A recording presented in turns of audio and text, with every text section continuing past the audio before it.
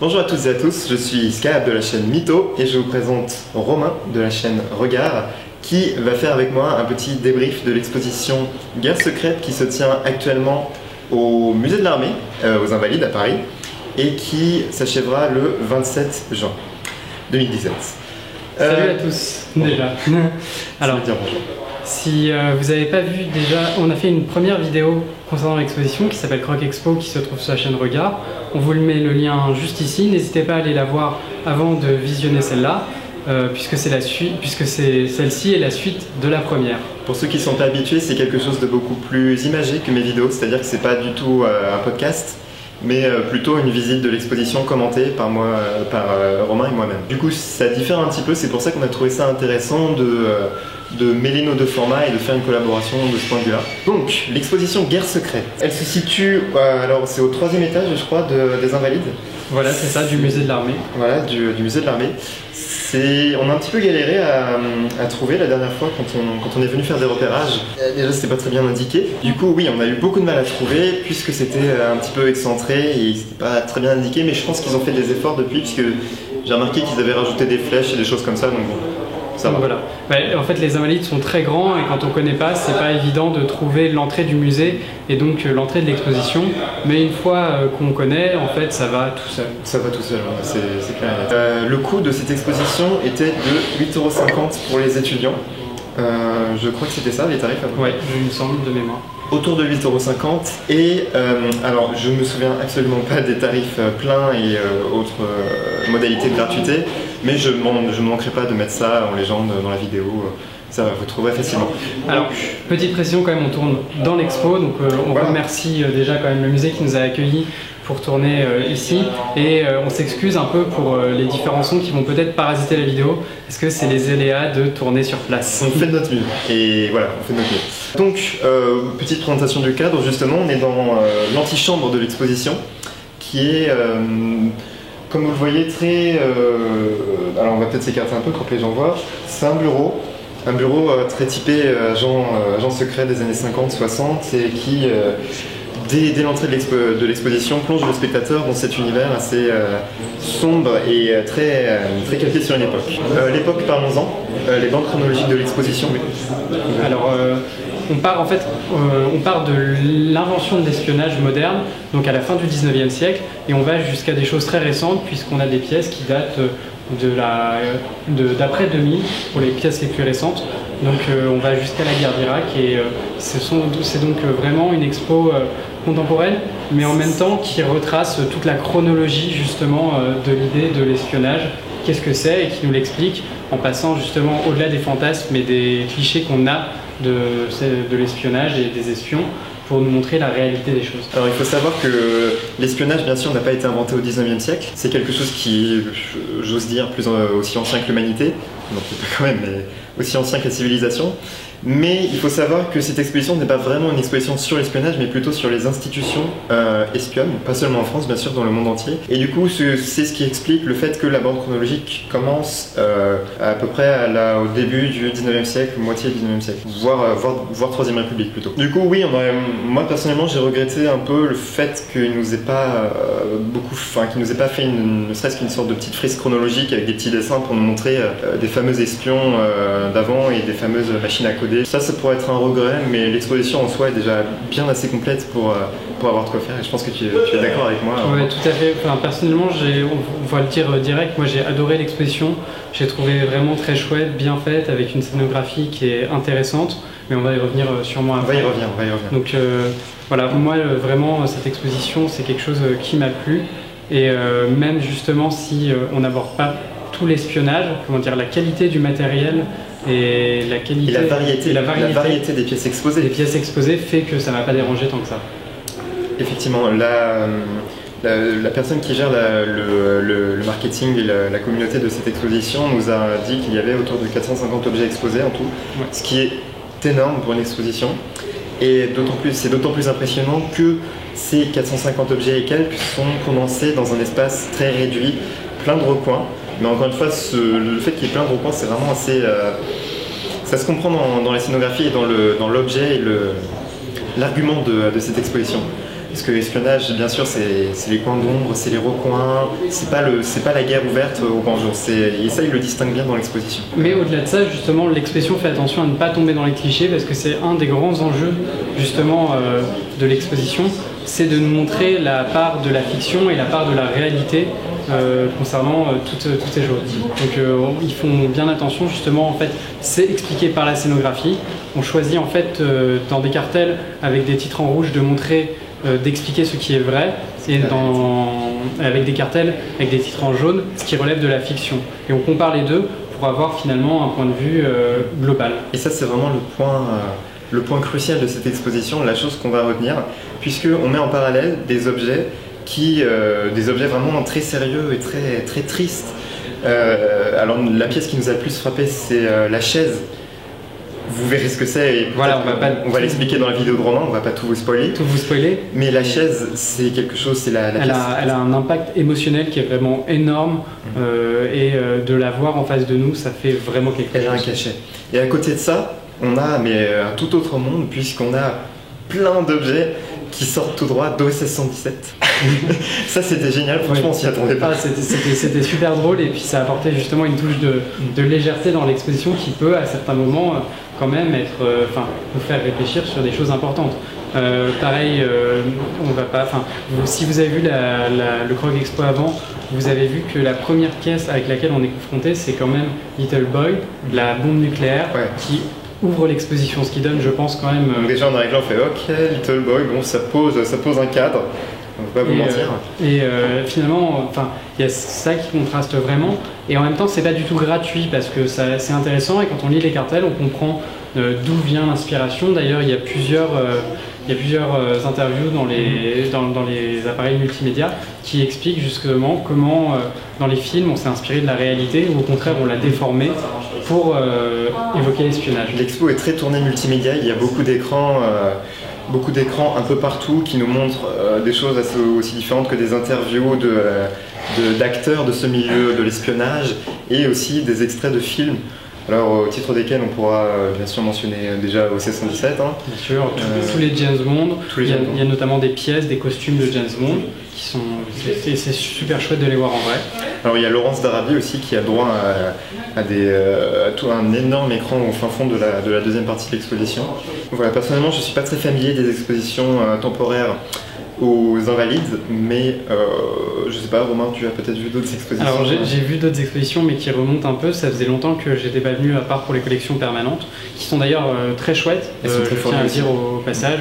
Si vous venez voir l'exposition, sachez que en général c'est un billet combiné, donc n'hésitez pas à aller faire un tour dans les collections permanentes qui valent vraiment le coup. Beaucoup de modèles réduits aussi. Vous verrez la Aston Martin. Qui est Aston Martin de James Bond. Vraiment très très belle. Ah, elle est classe, intérieur cuir. Toutes les options. On a bien aimé. C'était assez chouette. Et puis il y a aussi de nombreux objets complètement inattendus, dont un de tes objets favoris dans la deuxième partie, je crois. Tu vas peut-être pouvoir nous parler. Alors, on rentre dans le prosaïque.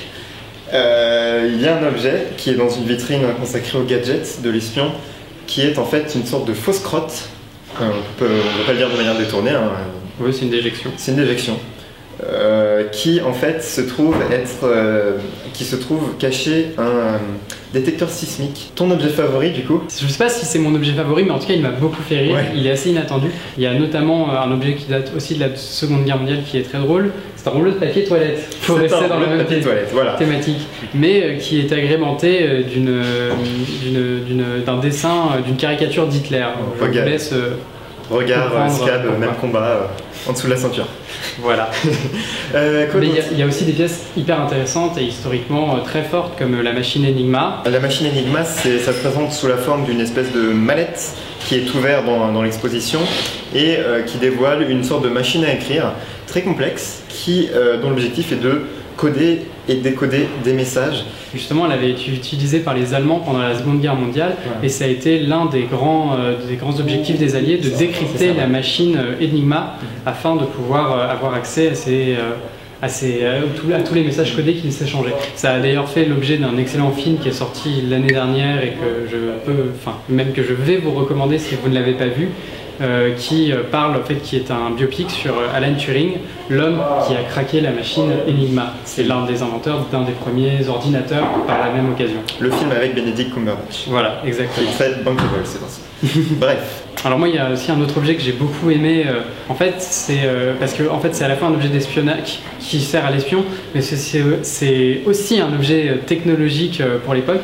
En fait, c'est un système qui se colle au niveau de la poitrine, qui est assez conséquent et qui permet en fait aux parachutistes au vol d'avoir des informations comme la pression, l'altitude.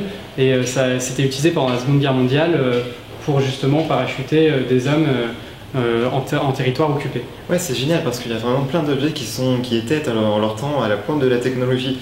Alors bien sûr, on va pas vous mentir, il n'y a pas beaucoup d'objets à la pointe de la technologie d'aujourd'hui. Secret défense, tout ça. Voilà, exactement. D'ailleurs, c'est ce qu'ils expliquent, c'est que c'est l'une des difficultés majeures de cette exposition, c'est que comme on touche à ce qui est secret et au secret défense, il est compliqué d'exposer des pièces sans mettre en danger certaines personnes et on est obligé pour les pièces les plus récentes justement de ne pas les évoquer. Exactement, et de ne pas les exposer. Resalut, changement de décor, problème de batterie. On n'est pas très doué.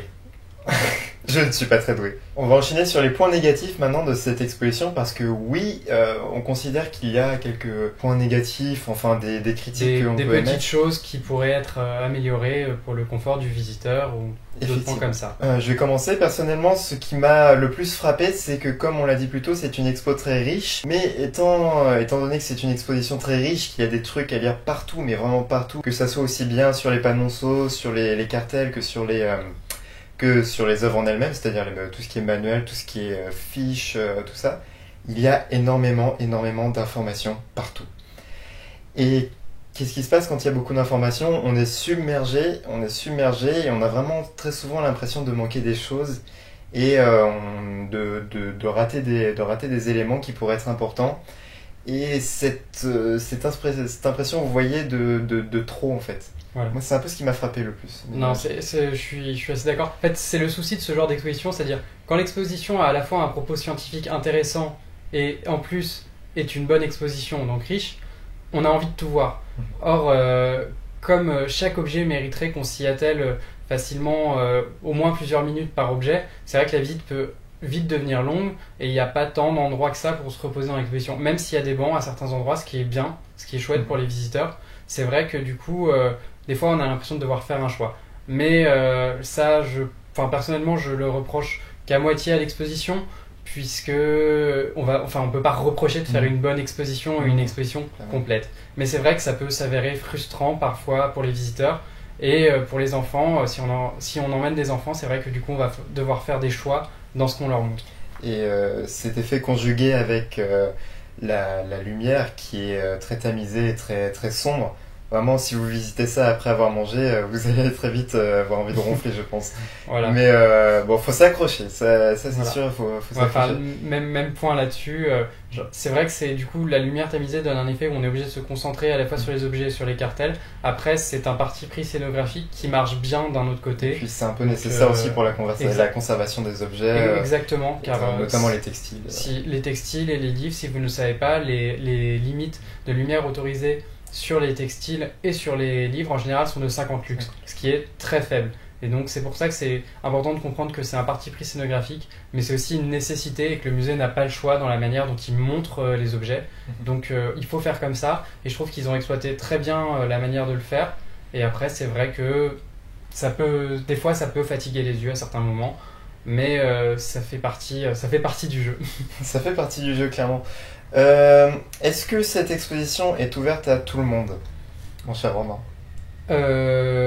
Alors, clairement, le propos en lui-même fait que ça se réserve, on dirait a priori à un public adulte. Je pense que tu seras d'accord là-dessus, parce que, comme ce qu'on avait dit plus tôt, il y a quand même des pièces très fortes avec une émotionnalité, une émotion, c'est mieux, une émotion. La bravitude. La bravitude, exactement, importante. Mais moi, je tiens à souligner que le musée a vraiment fait des efforts là-dessus avec vraiment un parcours adapté pour les enfants, notamment pour les moins de 12 ans. Ils ont fait des choses, donc ça c'est bien. Et notamment le fait également de... Je pense que s'il n'y avait pas eu cet aspect de mêler le mythe à la réalité, ça aurait été un petit peu plus rébarbatif et ardu pour les enfants. Et ardu pour les enfants. Alors que là, on a des trucs rigolos. Bon, on a les déguisements de OSS 117, on a l'Aston Martin qui est assez classe. Ouais, bien Et sûr. on a des pièces qui pourraient impressionner n'importe qui. Enfin, suffit de voir tout ce qui est les gadgets, les trucs comme ça parle à tout le monde. C'est Clairement, oui, intergénérationnel. ça c'est vrai. Pareil, l'infographie, est-ce qu'on en a parlé? L'infographie de la machine Enigma, qui est particulièrement fouillée et très intéressante, et vraiment, je pense, peut être comprise par n'importe qui, et ça, c'est...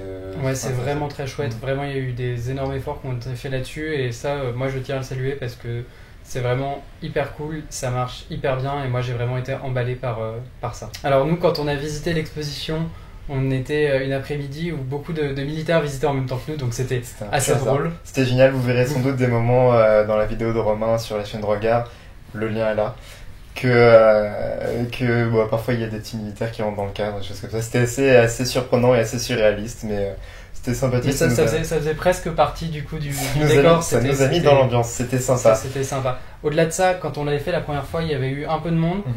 C'était le début des vacances, voilà, donc ça joue. Clairement, l'exposition a du succès, je pense que ça se voit, Il y a des publicités partout dans Paris, un peu j'ai vu très souvent des panneaux pour Guerre secrète. Le niveau com, je pense que ça va, ça marche assez bien.